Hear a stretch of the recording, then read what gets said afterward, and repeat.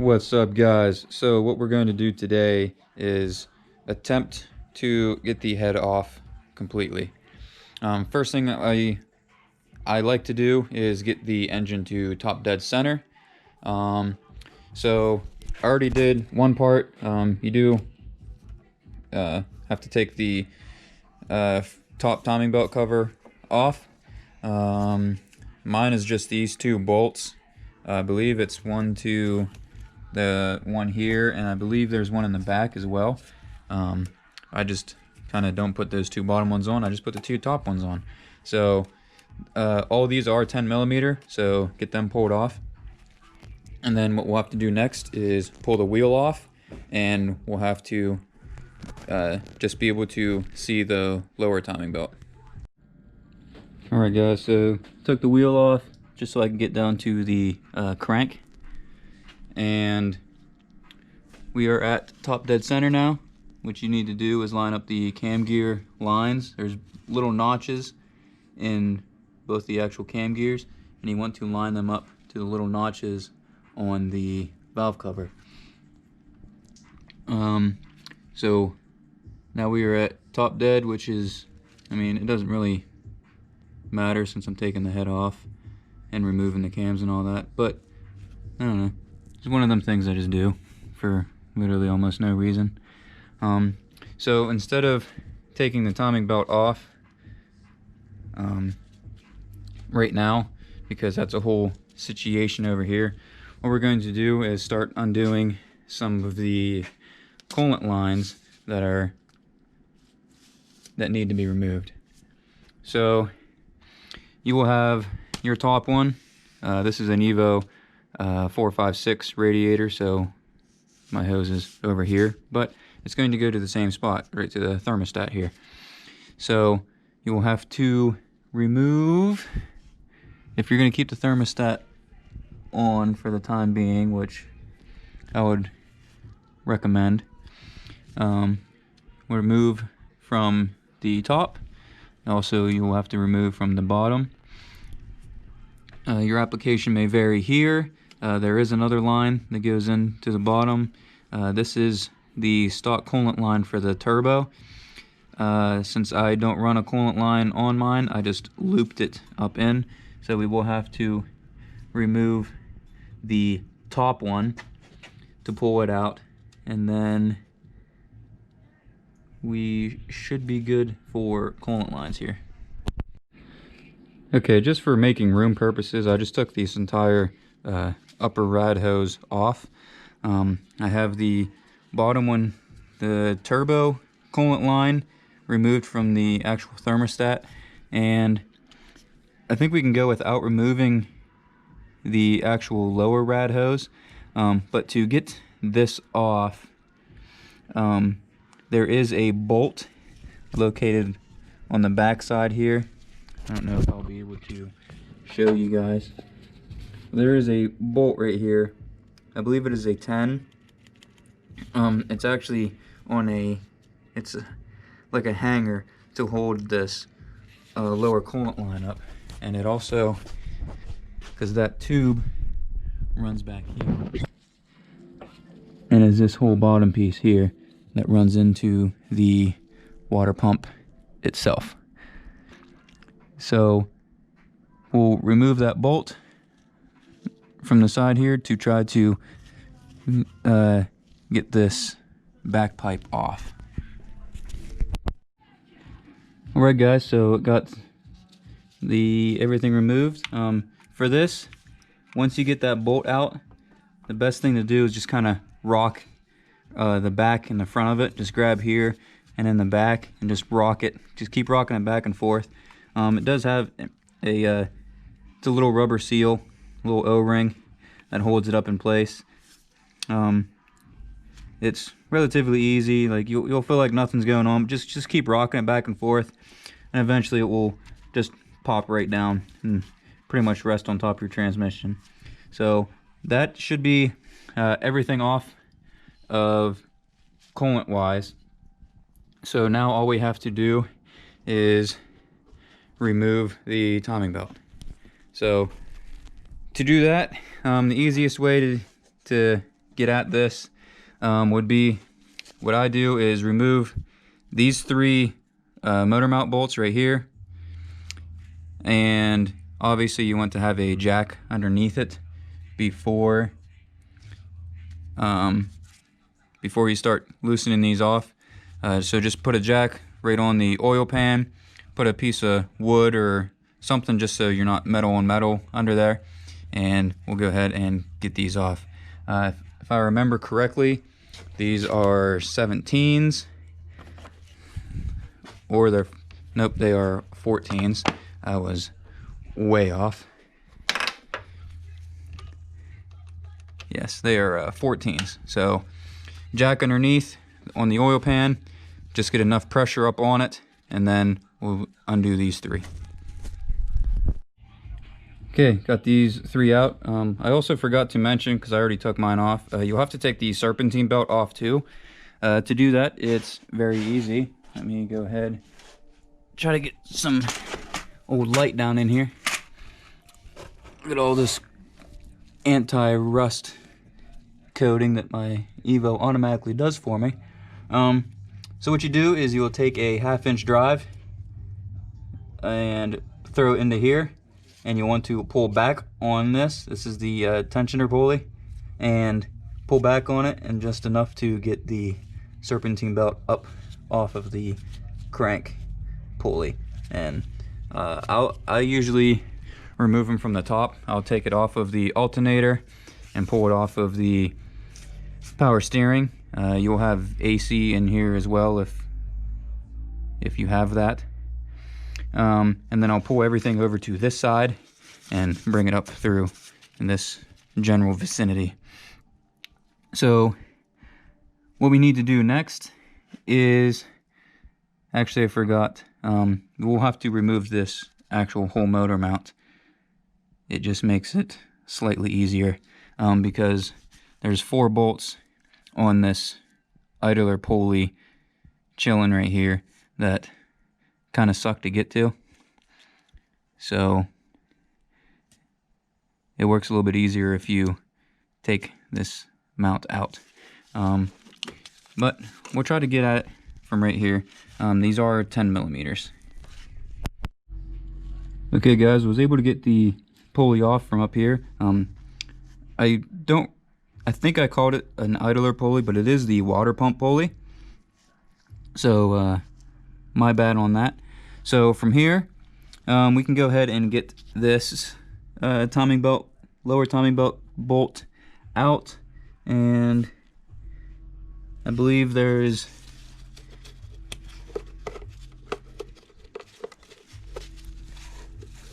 okay.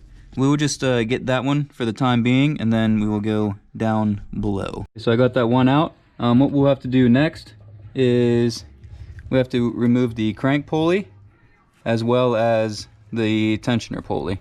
The crank pulley, I believe, are 12s, and I always forget how, I think this is a 12 and a 14, because you'll have to remove this one. This is a very long bolt, and then there's also one right there that has to come out, and then this whole assembly will fall out.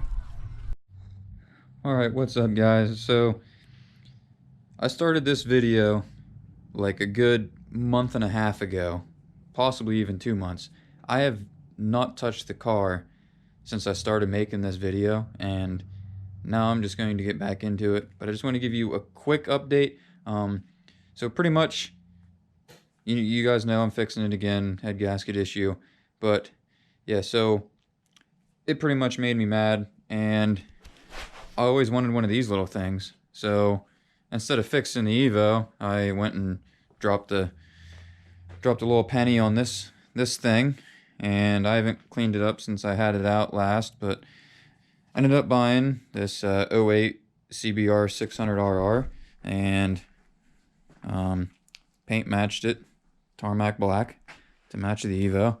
My old plastics are here somewhere. So yeah, so I've just been trying to learn how to ride again, because I haven't rode in a good 11 years, 10 years before I bought that, about a month and a half ago. So now I got the 2 toys. So also I'll do a little bit of stuff on that. I didn't record anything, but I did do it during the whole painting it and all that. I just rattle canned it. No shame. I don't care. It's tarmac black, so whatever. Still looks better than this turd. But you guys know. So just for that update, we'll just wanted to give you that. So let's get back into removing the head on this sumbitch.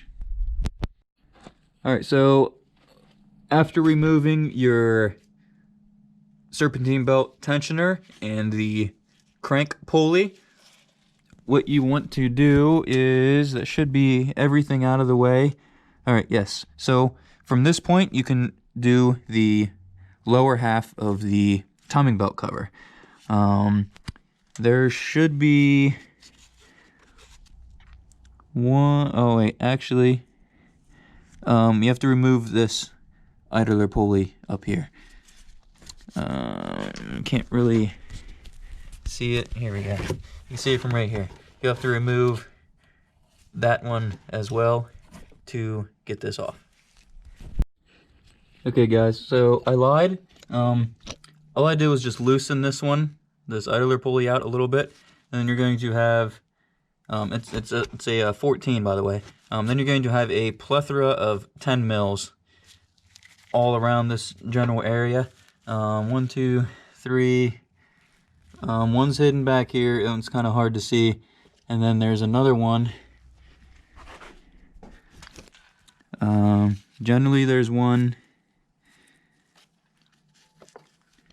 I don't know if you guys can see that bracket there. It's right around this area. And then there is one really good hidden boy that sits right up in this area. You'll notice it's right by the water pump. So you just kind of go back towards the alternator a little bit, and you'll find another one just hidden there. And then to get this out, the hard part is getting it to go around the water pump. But with a little bit of fandangling, eventually she'll come out. I lied about lying. You guys actually, I would recommend taking it off. Then the bad boy will drop right out of the bottom, and she is crusty to say the least. So pull that out of the bottom. Me personally, I like taking my bolts and trying to keep them organized. I am going to try to degrease this, but yeah, or I might buy a new one. I'm not sure what these are priced at, probably way too much, so I'll probably just try to clean this up. So what we're going to do next is remove the timing belt. Alright, so for the timing belt removal, and balance belt, if you guys still have them, I do. What I find out the easiest is to go up here to the, I don't even know what you want to call this pulley, or this, yeah, because it kind of acts as a tensioner. I think they do call it the tensioner pulley, because this is actually your hydraulic tensioner here, and this is what you have to set whenever you're setting your timing. So I believe this is a 12. I'll go ahead and check.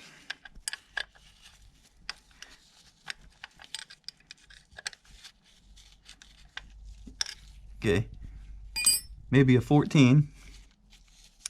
And once you crank this loose just a little bit, you'll notice this whole thing will kind of swing out, and you can also remove the actual pulley, or the tensioner itself. So 2 12s will remove the tensioner, and then a 14 will loosen the tensioner pulley up enough to where you'll be able to go ahead and pull the entire belt off itself. Also, like to note that if you're not removing the head, or if you're just doing a timing belt change, I would recommend putting the engine at top dead center. So what you would want to do is line up your cam gear lines with the top of the valve cover. Evo 8s and 9s are the same for this, but Evo 8s don't have the MyVec gear, so your cams will look a little bit different, but it is the same thing. So like I said, make sure your cam gears are top dead up and lined up. And down here, timing marks. This is your oil pump. You want this, there's a dot. It's usually with some white paint. You want that to be lined up with this little thing that sticks out here. I guess you just want to call it a timing mark. It's right by the bottom of the crank position sensor. Wish I had some better light to show you guys. And then there will be another timing mark on the actual cam gear or your crank itself.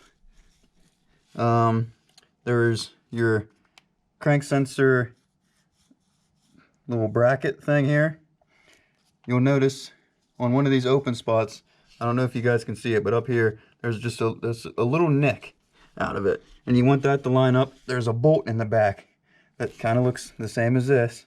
It's just this little piece that sticks out, and you want the nick to line up with that. And also for if you have your balance shafts, the balance belt, there is a white paint marker with a little dot, little arrow, and you want that lined up to the back side of your oil case. There'll be a little groove, a little nick that's marked out of it. So you want all of them. Mainly you want your balance belt, your balance shaft lined up, and your crank pulley, or your crank pulley lined up, and your cams up top. The oil pump doesn't matter as much because it does go at a different revolution, but I can show you guys how to set that up correctly. Or if you want, you can just keep spinning the crank until the oil pump is also at the timing mark, as well as everything else. But since I don't really need to worry about that for what I'm doing. You also need to take off your motor mount on the passenger side. Be right here. The nut is a 19 and the bolt side is a 17, and you also have 3 14 millimeters sitting on these 3 pegs right here. So after you do remove that, then the timing belt will come right up on out.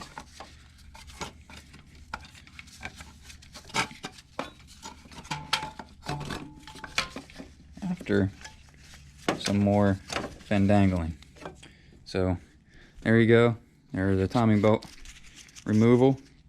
Very easy. Also, you want to make sure whenever you have your timing belt, the tool kit will come with you can get different ones. Normally they just come with this top piece here. You'll need that for the tensioner, and then it will come with a cam lock tool. If you are just doing the replacement, then highly recommend getting the cam lock tool whenever you get everything at top dead, putting that bitch right in the middle. You might have to fendangle it just a tinge, like a half a tooth to get the cam lock to fit in there. But when you do that, these cams won't move anywhere. Then all you have to do is just make sure the bottom is lined up, and you're good to go. Because if you don't put that in there, as you guys can see, mine is not in there, and the exhaust cam or the intake cam will shoot forward a couple teeth, because right here is the mark now, and this is the valve cover obviously, and the exhaust will generally shoot back about a tooth and a half. So it makes it more, it makes it way nicer to make to have the cam gears not moving anywhere whenever you're doing the replacement, because if not, then you're up here, if you're by yourself, it sucks trying to get the cams to line back up and then put the cam lock tool in by yourself. So if you're just doing a replacement, throw that cam lock tool in there, save yourself some time. Alright guys, so on with the head removal. Once you get the timing belt off, you can pull your valve cover off. Mine was already unbolted, it's just a bunch of 10 mils. You know, basically you know how to do that. So what's next? Well, you want to untorque your head studs or head bolts, whatever you have, and there is a specific pattern in which you want to do this in. Okay, so the specific pattern for this, did the old form trick. So thank you Evo Joel X or Evo Joe 9, assuming that's what it is. Duh. So there'll be 10 of them in there, and it'll be kind of like in this formation. So this is how you torque them down. So you'll do the middle, bottom, middle, top, and then you zigzag back and forth. So to remove it, you want to do the opposite of that. So we're going to start in the top right and work our way around. Okay, I forgot to add in the size of these. This may vary, but I don't remember what the stock ones are. I would want to say 12 or 14 to 12, somewhere in that range. I have ARP head studs, as I said earlier. I believe the L19s. So you want to use a half inch 12 point. Make sure it's a 12 point, because they are 12 point bolts. So get your big old extension, and we'll slowly start torquing or unbolting these. But the way I do it, what I was taught to do it, was not to completely remove them, just to loosen them all up a little bit, and just keep going. Once you loosen them up a little bit in the torque pattern, and then you should be good to just remove them after that point. The only reason, I believe the reason that is because whenever you torque them down, you do it in 3 steps. You go 20, 60, 80, or 40, 60, 80. I don't remember exactly, but you do it in 3 steps for sure. So I'm assuming that's why you would want to, when you're removing the bolts / studs, that you only want to loosen them just a little bit before you completely remove them. Alright guys, so once you remove all those bolts or nuts, depending on what your application is, what you do is, obviously just take a little magnet, dip down in there. For the ARP head studs, they do have little washers that sit on top of here as well. I got a couple of them in here. You can see them. You can pull those off now, or you can also just pull the head and get them off once you have the head off the car. I will say it is easier just to pull the head up out and then retrieve them. Obviously, make sure that you remember they're there and you pull them out. Like, don't be flipping the head all over the place. Or you can use the magnet and a little pick to try to wiggle them up off the actual studs. So do that how you want. And there you guys have it. After a little bit of yanking and pulling, the head will come up on out, and you can take a gander at it. My valves look a little on the white side. This would be 1, 2, 3, and 4. So these 2 cylinders were definitely a little wet, and it seems like 4 was a little on the toasty side.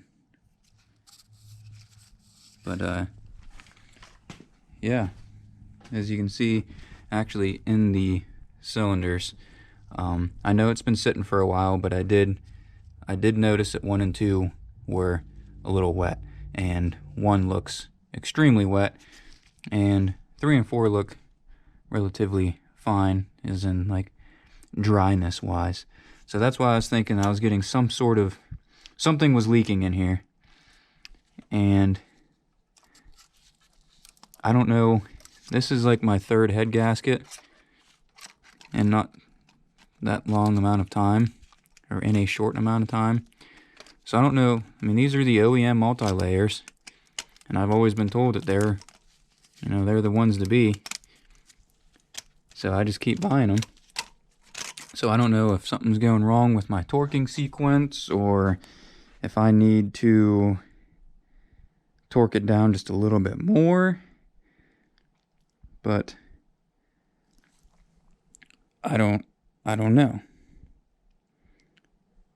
Or it might not even be the head gasket. Like, I mean, it only makes sense that it would be. So I think with this one, obviously going to clean everything up. And I think I might spray a little bit of like a high temp copper gasket seal on the gasket before I layer down, I think. I know the DSM guys will do that just to help seal it up a little bit. I think that's what I'm going to do this time around, unless I find out that the head is warped. Then I'll know that that was more than likely the issue and why I kept messing these up. But I didn't tell you guys, I did get my turbo rebuilt. It is an FP Black rebuild by Art Girardi Turbos, or Tyler Girardi, pretty sure that's how you pronounce his name. But it is the it's the FP Black housing. He gave me a new compressor housing because he had a FP0 62 millimeter blade, compressor blade, that I threw in there, and then he put in a new compressor wheel, or a turbine wheel as well, and it's all balanced and pretty. So I'm hoping, he told me that I won't get FP0 power, which I'm okay with. Like, I paid $300 for a rebuild versus over $2,000 for an FP0. So he said it should give me a 20 or like a 30 to 50 wheel horsepower gain at my current boost level, which is about 36 to 37. So if it gets me to the 50, then at my current boost level, I should be able to hit 700 wheel on virtual dyno. Yes, we all know that VD is kind of iffy on how it reads, but either way, I would like to get a 700 graph, and that's it. Then I'll turn it back down. My main reason why I wanted to get the rebuilt black is so I could turn the boost down a little bit, less stress on the engine, but still make the same power, the 653 that I'm making now. So that's the end goal, but I would like to see a 700 graph, and then I'll just drop it down a couple pounds and keep the 650, and then I can have a kill tune, even though it's only 50 horsepower. But still, my tuner, Chag Tuned, he told me, hey, throw that together. We'll see what she makes on 40 pounds of boost. I was like, well, holy shit. I don't think my non-turbo tough H-beams are going to like that. And he's like, oh yeah, I forgot that you had those. But, you know, if we keep that torque down a little bit low, keep everything up on the top end, you know, no torque on the bottom end, we don't want that. I think these rods will be all right. I believe they're rated at 200 a cylinder at the crank, or at the cylinder, obviously. So I'm almost there right now. I think if you do the math, 650, you know, figure 20% drivetrain loss, I'm over 700 at the crank, you know, 750, almost 800. So definitely if I hit the 700 wheel mark, it's going to be over. But, you know, as long as she does it once, whatever. But yeah, we'll see how it goes, and I'm going to figure out if my head is warped. I hope not. I don't want to send it out to get resurfaced and all that jazz. I don't want to bare head it down. That's just a lot of nonsense. So go ahead. Hopefully this isn't warped, and I'll be able to throw her all back together. But that's it for this video, guys. I'll see you in the next one in like 4 months or something like that when I make another video. Peace.